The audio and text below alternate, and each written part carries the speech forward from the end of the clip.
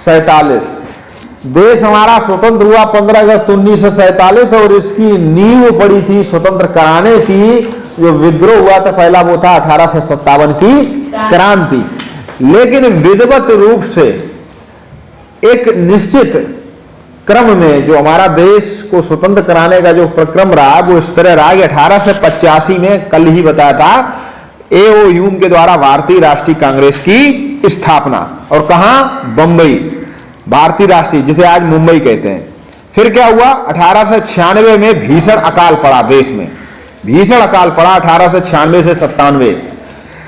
और इस अकाल में क्या हुआ कि हमारे देशवासियों को कोई विशेष राहत नहीं मिली, तो और लोगों का गुस्सा फूटा अंग्रेजों के खिलाफ। उसके बाद 1904 में भारतीय विश्वविद्यालय अधिनियम पारित हुआ।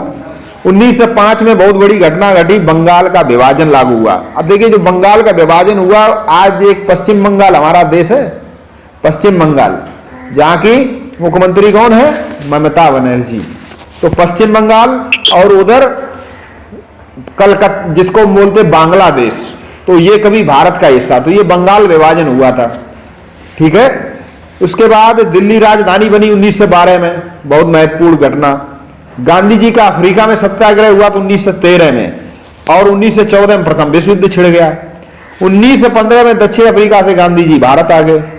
1916 में बनारस हिंदू विश्वविद्यालय स्थापित हुआ, जिसे BHU कहते हैं आज, और तिलक एनीबेसेंट द्वारा होम रूल का आह्वान हुआ। 1919 की बड़ी घटना, रोलेट एक्ट के विरुद्ध हड़ताल हुई। 6 अप्रैल को 13 अप्रैल को जलियांवाला हत्याकांड हो गया। और 1919 में ही मार्टेंगू चेम्सफोर्ड सुधार अधिनियम पारित हुआ, इसके बारे में अलग से चर्चा करेंगे। 19 से 20 में अलीगढ़ मुस्लिम विश्वविद्यालय बना, ए.ओ. ह्यूम ने स्थापना की जिसकी। और गांधी जी का प्रथम असहयोग आंदोलन भी 1920 में शुरू हुआ। लेकिन 1922 में 5 फरवरी चौरी चौरा हत्याकांड होने से महात्मा गांधी ने आंदोलन वापस ले लिया। उसके बाद 1929 में शारदा एक्ट हुआ, हिंदू महिलाओं तथा युवकों की विवाह की उम्र 14 तथा 18 वर्ष से कम आयु विवाह निषिद्ध कर दिया।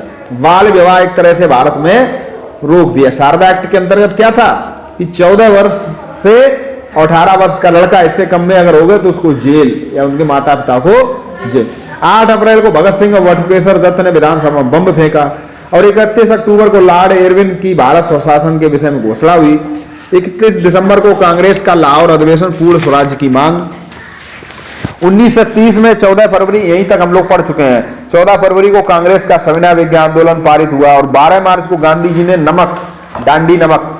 दांडी यात्रा शुरू की। ठीक है। फिर 1931 में गांधी इरविन समझौता हुआ, इसके बारे में भी अलग से पढ़ेंगे।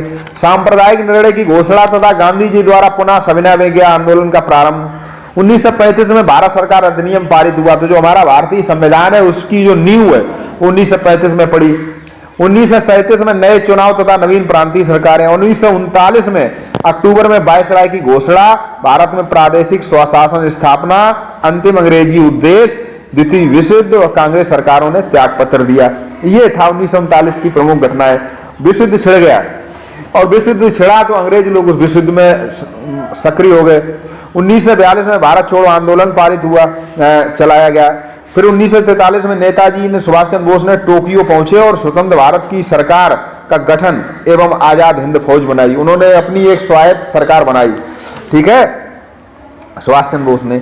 1945 में फिर क्या हुआ? युद्ध समाप्त हुआ मई जो। और 1946 में 18 फरवरी बंबई नौसेना ने विद्रोह कर दिया। 1 जुलाई संविधान सभा अब अपने संविधान के लिए सभा बनाएगी, संविधान बनाने के लिए 1 जुलाई 1946 में। 2 सितंबर को जवाहरलाल नेहरू अंतरिम सरकार के प्रधानमंत्री बने। ठीक है। 1947 को प्रधानमंत्री अंतरिम सरकार के, स्वतंत्र भारत के नहीं। 1947 में 20 फरवरी ब्रिटिश प्रधानमंत्री एटली द्वारा कहा गया कि 1948 से पहले भारत हम छोड़ देंगे ब्रिटेन के।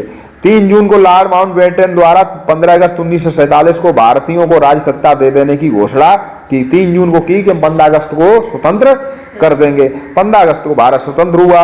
और 30 जनवरी 1948 को महात्मा गांधी की, देखिए 15 अगस्त 1947 स्वतंत्र हुआ और 30 जनवरी 1948 को महात्मा गांधी जी की हत्या हो गई।